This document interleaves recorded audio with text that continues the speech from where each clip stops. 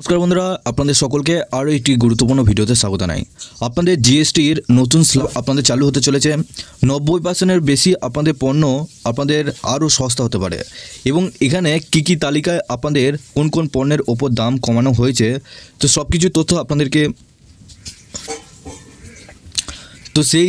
সেই সমস্ত আপনাদের লিস্টগুলো দেখাবো। কোন কোন জিনিসের ওপর কত টাকা দামের আপনারা ছাড় পেতে চলেছেন, কোন কোন জিনিস আপনাদের এই তালিকার মধ্যে রয়েছে, সব কিছু তথ্য আপনাদেরকে এই ভিডিওটির মাধ্যমে সমস্ত কিছু ডিটেলসে জানাবো।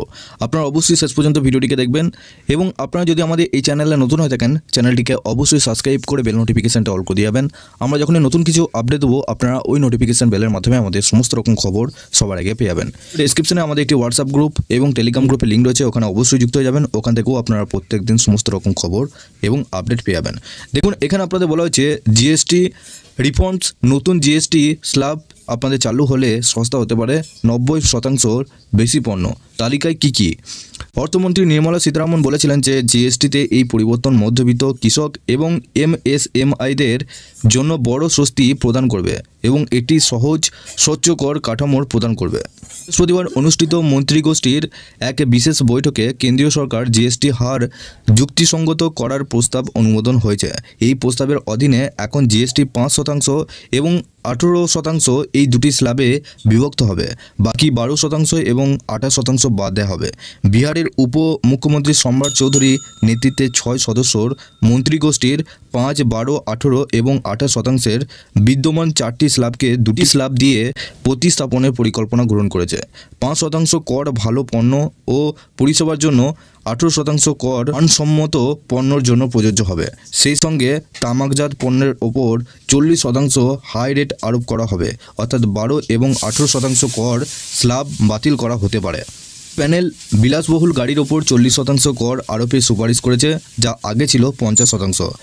মন্ত্রিগোষ্ঠীর সদস্যদের মধ্যে রয়েছে উত্তরপ্রদেশের অর্থমন্ত্রী সুরেশ কুমার খান্না, রাজস্থানের স্বাস্থ্যমন্ত্রী গজেন্দ্র সিং, পশ্চিমবঙ্গের অর্থমন্ত্রী চন্দ্রিমা ভট্টাচার্য, কর্ণাটকের রাজস্ব মন্ত্রী কৃষ্ণ বাইরে গৌড়া এবং কেরলের অর্থমন্ত্রী KN বালগোপাল। সাধারণ মানুষ স্বস্তি পাবে। অর্থমন্ত্রী নির্মলা সীতারামন বলেছিলেন যে জিএসটিতে এই পরিবর্তন মধ্যবিত্ত, কৃষক এবং এমএসএমইদের জন্য বড় স্বস্তি প্রদান করবে, একটি সহজ ও স্বচ্ছ কর কাঠামো প্রদান করবে। পত্র সস্তা হবে। যদি জিএসটি কাউন্সিল এটি অনুমোদন করে, তাহলে 12% নিচে থাকা 99% পণ্য 5% কর কাঠামোর মধ্যে রাখা হবে। দিকে 28% হারে 90% পণ্যের বিভাগ পরিবর্তন করে 18% বিভাগে স্থানান্তরিত করা হবে। এর ফলে পণ্যের দাম কমবে। কেন্দ্রের যুক্তি, এই পরিবর্তন জিএসটি সহজ করবে এবং নিয়ম মেনে চলার লোকের সংখ্যা বৃদ্ধি পাবে। বিমা এবং স্বাস্থ্যের ওপর কর ছাড়। মন্ত্রিগোষ্ঠী ব্যক্তিদের জন্য স্বাস্থ্য ও জীবন বিমার ওপর জিএসটি ছাড় দেওয়ার কেন্দ্রের প্রস্তাবটিও পর্যালোচনা করেছে, যার ফলে বার্ষিক প্রায় 9,700 কোটি টাকার রাজস্বে প্রভাব পড়তে পারে। বেশিরভাগ রাজ্যে এই যোজনাটিকে সমর্থন করেছে, তবে আরও বলেছে যে সুবিধাগুলির সরাসরি পলিসিধারদের কাছে পৌঁছানো উচিত।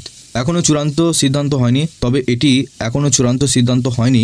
এটি কেবল জিএসটি কাউন্সিলের সুপারিশ। জিএসটি কাউন্সিল তার আসন্ন সভায় চূড়ান্ত অনুমোদনের জন্য এই সুপারিশগুলি বিবেচনা করবে বলে আশা করা হচ্ছে।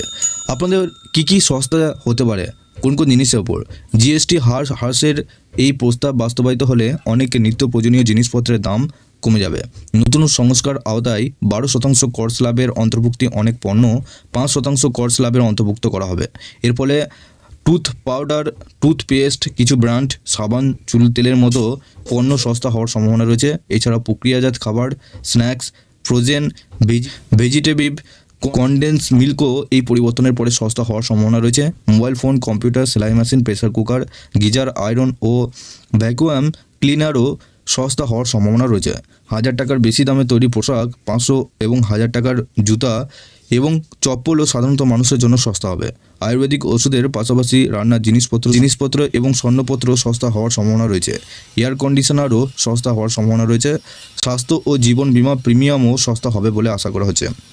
সূত্রের মতে বর্তমানে এই বিমা প্রিমিয়ামের ওপর 18% জিএসটি ধার্য করা হয়, যা 5% বা এমনকি শূন্যেরও কম যেতে পারে। 350 সিসির কম ধারণ ক্ষমতার ছোট গাড়ি এবং 2 চাকার গাড়িও সস্তা হবে বলে আশা করা হচ্ছে।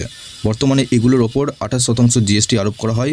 এছাড়াও ইঞ্জিনের ক্ষমতা ও বডি টাইপের ওপর ভিত্তি করে অনেক ধরনের সেসও আরোপ করা হয়। নতুন সংস্কারের অধীনে এগুলোর ওপর কর স্ল্যাব 18% কমানো যেতে পারে। রিয়েল এস্টেট খাতেও স্বস্তির হওয়ার সম্ভাবনা রয়েছে। তো আপনারা বুঝতে পারছেন এই সমস্ত জিনিসে আপনাদের জিএসটি আপনাদের কমানো হচ্ছে, যেটা আপনাদের দামের ওপর প্রভাব কিন্তু আরও কম হবে। পরবর্তীতে আপনাদের কি জানানো হয় আপনাদের এই সমস্ত জিনিসের দামের ওপর, এই নিয়ে আপনাদের যদি আরও আপডেট আসে সেক্ষেত্রে অবশ্যই আপনাদেরকে এই চ্যানেলটির মাধ্যমে সমস্ত আপডেট দিয়ে রাখবো। আপাতত এইটুকুই আপডেট এসেছে। পরবর্তীকালে আরও যদি আপডেট আসে অবশ্যই আপনাদেরকে জানিয়ে দেওয়ার চেষ্টা করব। ভিডিওটিকে অবশ্যই বেশি বেশি করে আপনাদের আত্মীয় এবং বন্ধুদের সাথে শেয়ার করে দেবেন, তাদেরকে জানিয়ে দেওয়ার চেষ্টা করুন। এবং চ্যানেলে যদি নতুন হয়ে থাকেন চ্যানেলটিকে অবশ্যই সাবস্ক্রাইব করে বেল নোটিফিকেশনটা অল করে দিয়ে যাবেন। আমরা যখনই নতুন কিছু আপডেট দেবো আপনারা ওই নোটিফিকেশন বেলের মাধ্যমে আমাদের সমস্ত রকম খবর সবার আগে পেয়ে যাবেন।